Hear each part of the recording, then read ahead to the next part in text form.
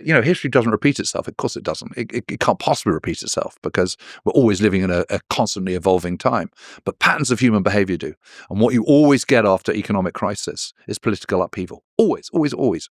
Because some people are in a worse off position than they were financially before. They're thinking, the current system doesn't work. What's the alternative? So, in the case of now, we in the West, we faced the crisis of 2008, financial crisis of 2008. Then we've had the kind of double whammy of COVID.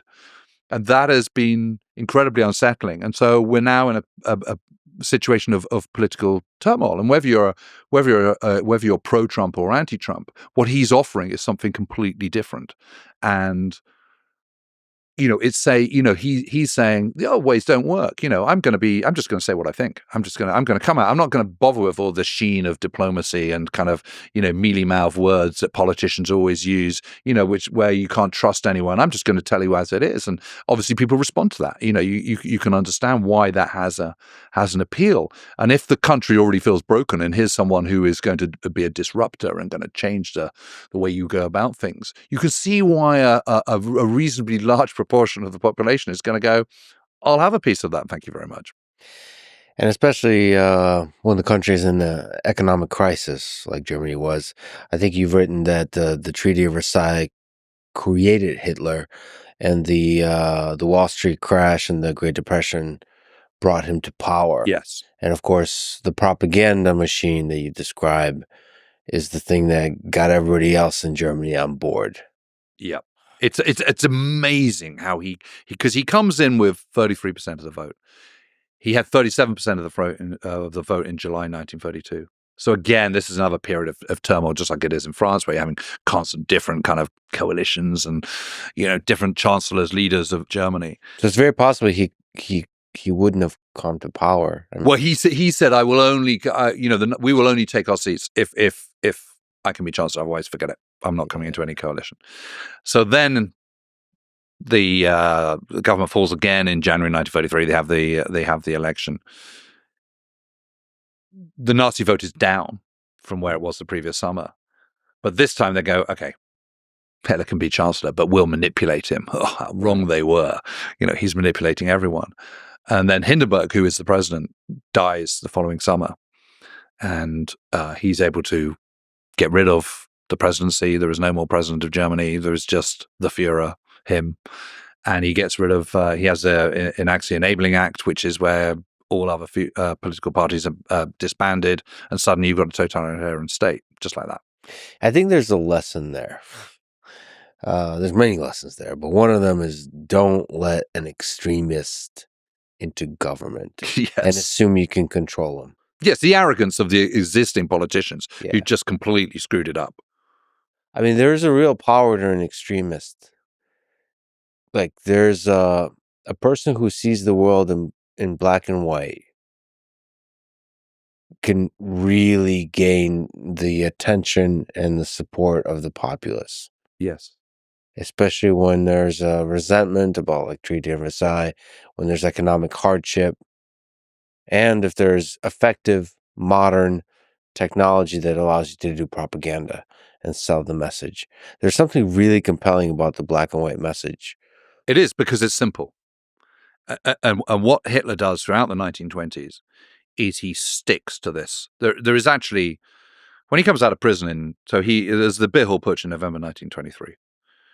He gets charged with treason, which he has been, because he's attempting a coup. And he gets sentenced to 5 years, which is pretty lenient for what he's done. And he then gets let out after 9 months. The Nazi Party is banned at that point, but then comes back into being. And the year that follows, there is then a substantial debate about where the party should go. And there are actually a large number of people who think that actually they should be looking at how the Soviets are doing things and taking some of the things that they consider to be positive out of the communist state and applying those to the Nazis. And Hitler goes, no. We've just got to stick to this kind of Jewish Bolshevik thing. This is how we're going to do it. This is how we're going to do it. Goebbels, for example, who is very open. He's very, very, Joseph Goebbels is he's a not very successful journalist. He is, but he does have a PhD in German literature. He's very disaffected because he was born with talipes, which is, more commonly known as a clubfoot. He's disabled. He can't fight in the First World War. He's very frustrated by that. He's in a deep despair about the state of Germany in the first part of the early 1920s. He's looking for a political messiah, a sort of quasi-religious messiah. Thinks it's Hitler, then discovers that Hitler's not open to any ideas at all about any deviation, but then sees the light. Hitler recognizes that this guy is someone that he wants on his side. And so then goes to him, makes a real special effort. Come to dinner. I think you're great. All this kind of stuff. Wins it about over. And Goebbels has this complete volte-face, discards his earlier kind of, Hitler's right, I was wrong.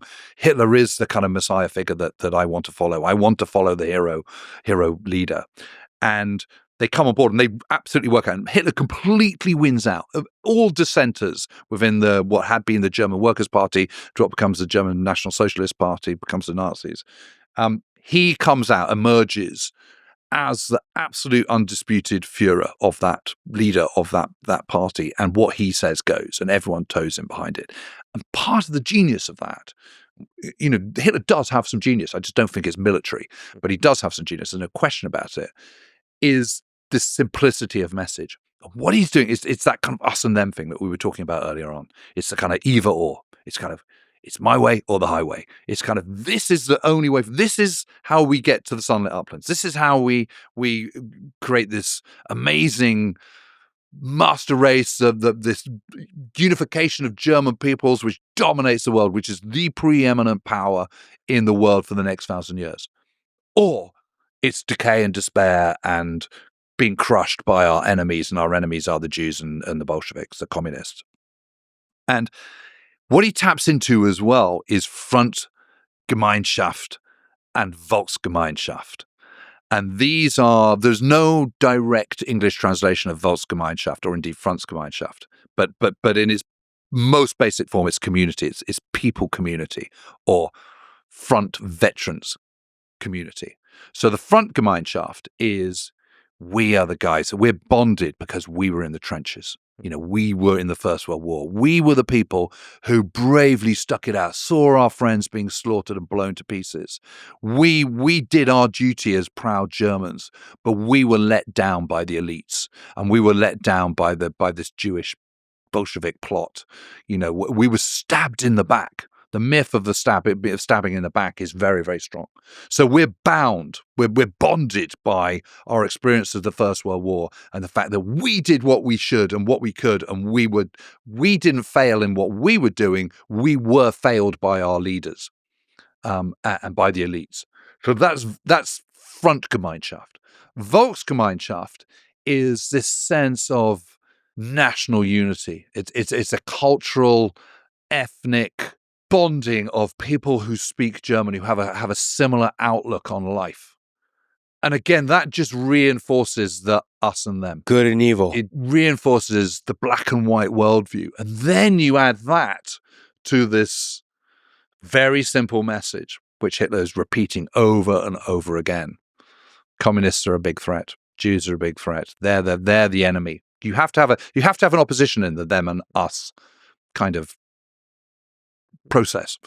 And that's what he's doing. And people just buy into it. They go, yeah, we're together. We're Germans. We're a brotherhood. We've got our Volksgemeinschaft. And so he cleverly ties into that and taps into that. But they're an irrelevance by the late 1920s. By 1928, he's not going to get a deal for Mein Kampf Part 2. He's impoverished. The party's impoverished. Numbers are down. They're kind of, at best an irrelevance. We should say he wrote Mein Kampf at this time when he was in prison. Well, he writes most of Mein Kampf in prison, in Landsberg prison, and then he writes the rest of it in what becomes known as the Kampfhausel, which is this little wooden hut in the Obersalzberg. And you can still see the remnants of that. And unfortunately, there's still little candles there and stuff in the woods, and by neo-Nazis and what have you. But that's where he wrote the rest of it. I mean, it was Jean-Jacques Rousseau who says man has his greatest thoughts when surrounded by nature. That was something that kind of Hitler took very much to heart. There was a mentor of his called Dietrich Eckart. Dietrich Eckart introduced him to the Obersalzberg and the beauty of the southeast Bavarian Alps around Berchtesgaden, and that was his favorite place on the planet. And that's where he eventually bought the Berghof, with the royalties, it has to be said, from Mein Kampf, which went from being, almost pulp to suddenly being a runaway bestseller, unfortunately. Can you actually comment on that? It's a shitty manifesto as far as manifestos goes. I think there's a lot of values to understand from a first-person perspective, the words of a dictator, of a person like Hitler, but it just feels like that's just such a shitty... Yeah, I mean, it's banned in a number of countries. You don't need to, because no one's going to read it because it's unreadable. I mean, it's very untidy. It's very incoherent. It's got no... there's no narrative arc, to use a kind of, a writer's phrase. I mean, but it does give you a very clear, the overall impression you get at the end of it is the kind of communists and the Jews are to blame for everything. Yeah, but there's also the component of, predicting basically World War II there. So it's not just they're to blame. Oh no, for he's hungry for war. Right. He thinks that this is the natural state, that we have to have this terrible conflict, and once the conflict's over, Germany will emerge victorious, and then there will be the 1,000-year Reich. I mean, I'm finding myself in talking to you, I keep saying this kind of, it's Armageddon or the 1,000-year Reich. It's because it comes up. It's unavoidable, because that's how he's speaking the whole time. It's just this same message over and over and over and over again. It's a pretty unique way of speaking, sort of allowing violence as a tool in this picture, that there's a hierarchy, that there's a superior race and inferior races, and it's okay to destroy the inferior ones. Yeah. Usually politicians don't speak that way. They just say, well, here's good and evil. We're the good guys. And yeah, maybe we'll destroy the evil a little bit. No, here is like there's a complete certainty about a very large number of people, the Slavic people. They just need to be removed. Well, they need to be made an irrelevance. We have to take it. And if that kills millions of them, fine. Then they can sort of squish their way over to Siberia. Right. It doesn't matter where they go. Kamchatka, wherever they go. I don't we care. Just need to populate this land right. that belongs to the German people. Yeah. Because they're the superior people. There's no question that he glorifies violence and war.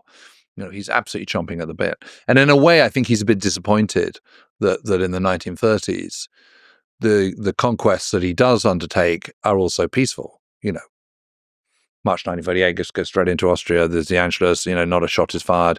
1936 goes into the Rhineland, reconquers that, retakes that over that from the occupying Allies. Not a shot is fired. He takes the Sudetenland, barely a shot is fired, and then goes into the rest of Czechoslovakia in March 1939, and again barely a shot is fired, and it's a bit disappointing. He wants to be tested. He wants to kind of have the wartime triumph. You can see him being frustrated about this in the Munich crisis in 1938. He wants to fight. He's absolutely spoiling for it. He's desperate to go in. He's all ready and gung ho. He's built his Luftwaffe. He's got his panzers now. He's got his massive armed forces. He wants to test them. He wants to get this show on the road and prove it. He's an arch gambler, Hitler.